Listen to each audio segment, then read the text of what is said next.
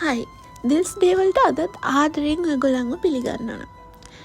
මම අද හදපු මගේ කෑම එක පෙන්නන්නයි යන්නේ. රතු බත් හදලා පුංචියට කපාගත්ත කුකුල් මස් පොඩ්ඩක් හින්දලා හැදුවා. තව පොඩ්ඩකින් මම එක පෙන්නනවා ඔයාලට. ගොඩක් දේවල් හදන්න තරම් වෙලාවක් තිබුණේ නැහැ. හැබැයි පුංචියට හිමීට හදාගත්තා. විශේෂම දේ තමයි මම අද හදාගත්ත චිකන් එකට ලංකන් කුළුබඩු විතරයි එකතු කරගත්තේ. ඒ කියන්නේ ලංකන් තාලෙට අර ගමේ අපේ අම්මලා කොටනවා වගේ හදාගන්න 3-5 ටිකක් හදාගන්න මම try කරා. මං හිතනවා ඒක හරියට ආවා කියලා. ඒත් එක්කම මම අද මැටි වළඳක වට්ටක්ක ටිකක් හදාගත්තා. මොකද මේ වගේ රටකට ඇවිල්ලා මැටි වලන් හොයාගන්න බැරි කමක් නැහැ.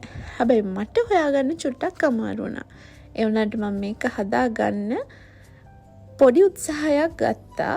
ඔයාලා දන්නවා ඇති වට්ටක්ක හදද්දී මම දන්නේ අනිත් අය හදන හැටි. මම හැදුවේ පොල් චුට්ටක් බැදලා, හාල් චුට්ටක් බැදලා, ඒක බ්ලෙන්ඩ් කරලා අරගෙන ඒක පොල් කිරිත් එක්ක එකතු කරලා දාලා. මම දන්නේ මම හරිද කියලා. මම තවත් චූටි දෙයක් හදාගත්තා. බොන්චි යලයි එකට තෙල් දාලා. මෙච්චරයි හදාගන්න පුළුවන් උනේ. තව පපඩමක් වගේ තිබ්බනම් මේකට හරිම වටිනවා. අම්මා මතක් වෙනවා කියන්නේ මෙන්න මේකට තමයි.